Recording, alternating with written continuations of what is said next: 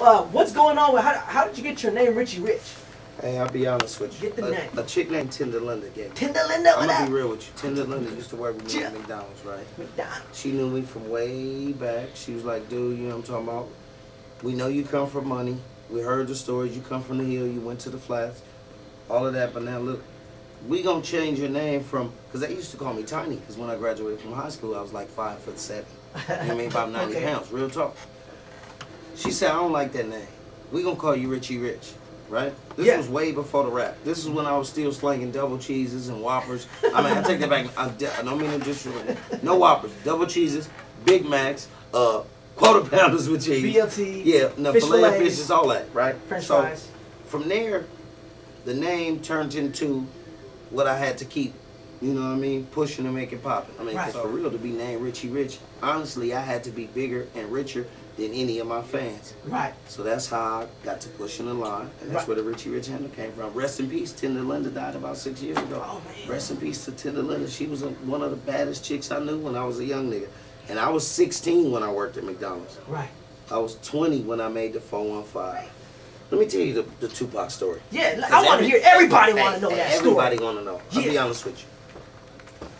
I'm going to tell you how I met Tupac. I met Tupac from a chick from Berkeley. Her name was Teresa. What's up, Teresa? Teresa was a chick that I was sleeping with and kicking it with. And I think Pac was sleeping with her too. I'm just going to be real, because the way she brought it to me, she was like, hey, you know what? I got somebody I want to introduce you to. He hella cool. Y'all hella similar. I mean, y'all just seem a lot alike. And he rapped too, and he ain't from out here. He just got out here. And why would she represent him like that if he wasn't poking her? You feel me? Thank you, Teresa. But I'll be honest with you. I owe a whole lot to Teresa, because she was being 100%, and she kept it real. So she introduced me to the dude, right? When she introduced me to him, and I listened to his music, and he listened to my music, he was like a young, up-and-coming dude. He was actually really feeling Oakland and the whole movement.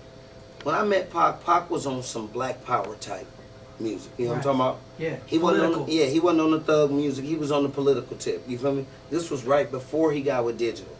But he was a good dude, and we had a lot of the same interests. You know what I mean? So we hooked up, we hung out, and outside of the music, we became friends. You know what I mean? We smoked. I introduced him to Oakland. I showed him what was and what wasn't.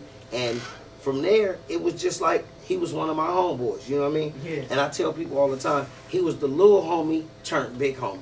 Because I couldn't see where he was going to go. You know what I'm talking about? Yeah. When Pac met me, he was trying to get on with us. We already had the 415 thing moving, and he wanted to get down with us. He liked what we was doing. Right. He knew Shock G. Shock had spoke on us, and Shock is another good friend of mine. So, like I say, Pac was the little homie turned big homie. And from the first time I met him, I knew that he was a good dude, and we would be cool because we liked pretty women. We like good smoke. I'll be honest with you. We like good smoke. We hated the police. And I mean, basically we was lawless. But to be honest with you, one thing about Pac that a lot of people don't know, he was a regular dude. You know what I'm talking about? Yeah. Regular dude. Liked pretty women. He liked to smoke. Loved barbecue. You know what I'm talking about? Yeah. He was a regular dude. Me too. You feel me? Yeah. So that's how I met Tupac. Right. And you was on a couple of his albums, right? Right. What albums were you on? Let me see. I was on the All Eyes on Me joint. Right. That's back when didn't nobody want to touch me, because my executive producer from the 415 had me under contract litigation. Where didn't nobody really want to touch me because I was under contract. There was only 2 people who was willing to fool with me. Well, I say 2 people. I say two groups, the Loonies and Pac. Everybody else was like, they kind of feared the dude who I was signed to. He was a street dude. He was heavy in the street. You know what I mean? And me and him had some indifferences with the 415. So a lot of people were scared to fool with him. Yeah, that's what happened when you got that iPhone, man. They be trying to get at you, but you know, we're busy. You know. But look, I'll be honest with you. Pac, Yuckmouth, and Numbskull was the only 3 people who was willing to really still put me on their records. Right. Even though I told them I was in contract litigation and y'all might get sued for putting me on this. The Loonies first got at me. Was like, hey, we need you on this. I got 500 remix. I was like, check this out. So the Loonies was like, we don't care what it takes to get you on the record. We need you on the record. I did the 500 remix. Right after that, Pac was the same way. He was like, I want to get you on something. I was like, dude, I'm still under contract. He was like, dude, they'll have to sue me.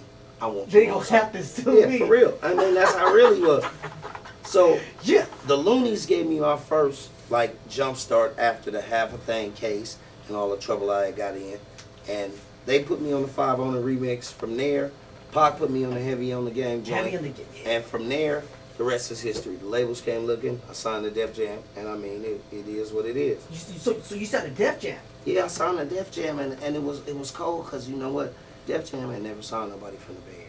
Right, you know so you're the first. Yeah. Wow, yeah. that's And big. It was a big move. It was a big move. It was a strategic move, but it was a big move. So what year was this when you got signed with Def Jam? Def Jam was, I think I signed in '95. The record dropped in '96. We dropped Season Veteran in '96. Wow, I have that album too, Yeah. and I like that album. Hey, please believe it. How many albums does Richie Rich have out? Let me see. My first record was 415.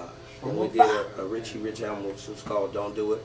Don't do it. Then from there, I think I came with The Game, Half Thing, Nixon Prior Roundtree, and I think that might be it. It might be only 5 records on Rich.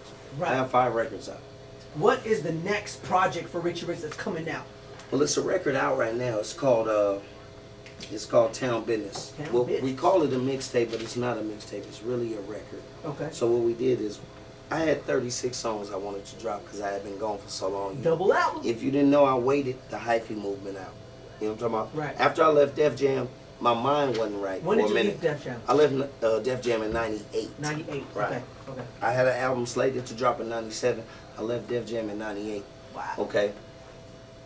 My mind really wasn't right in '98 because it was like, man, I pushed the line. I got with the biggest label in the business, and now I'm not with them anymore. And I'll tell people, I didn't get dropped from the label. What happened was Russell and Leor, who run the label, told me the label was about to be put up for sale. You know what I'm talking about? And they didn't know who was going to be running it. So they said, if you want to stay, you can stay. But if you want to leave, we'll give you some bread, and we'll give you the record that we recorded on you, and let you take that and do what you want to do. Me being the dude I am, I'm like, okay, the bread was good. They said they didn't know who hands the label was going to be in it. So I opted to leave. Well, what happened is, once they sold the label, the people who they sold it to, which was Edgar Brothman, the owner of Seagram's Gin, you know what I'm talking about? Yeah. He got at Leor Cohen, who is Russell's right-hand man, and told him, we're going to buy the label, but we like your style. We want to keep you, but you're going to have to fire all of the people that work under you because we want to employ new people. Right. Leor was like, no go. He was like, these are the people that push me to where I'm at. If I'm gone, they go. Right. So then Edgar Brothman was like, you know what? I respect your hustle and the way you get down. So I'm going to keep you and your employees. Y'all can still run the joint. Now, had I known that, I'd have stayed there. Because to be honest with you, Def Jam was the best thing that ever happened to Richie Rich. Wow. Real talk. Can you go back? You know what? One thing, I could go back, but that's just like going back with an ex-girlfriend. You got to put your car, first you got to take it out of drive, put it in park, then hit reverse. Right.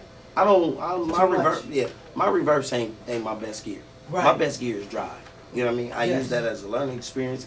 I love everybody there. Shout out to Russell, Leor, all the people, Tina Davis who put me on. Tina But I'll Davis. be honest with you, I think everything happens for a reason. You know what I'm talking about? Yeah. Then, like I said, that was '98.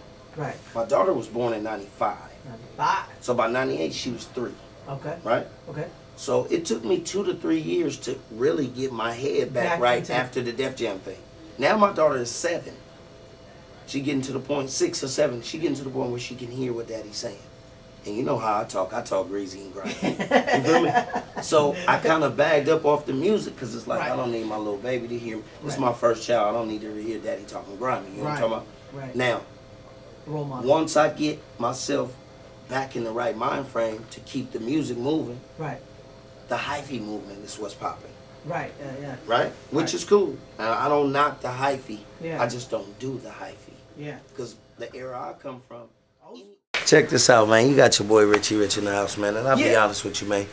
Tune in the next level, you know what I mean? If you want to make it somewhere past where you've been at, you got to be trying to get to the next level, you know what I'm talking about? Man, I got a new record out. It's called Town Business. It's the first installment of 3. We got 12 songs on this one, 12 songs on the next one, and I'm telling you, it's beautiful music. I've been gone for a minute. Now I'm back. I mean, they should have been trapping while I was napping, But you know what? They done woke the sleeping giant. Richie Rich, holla back, man.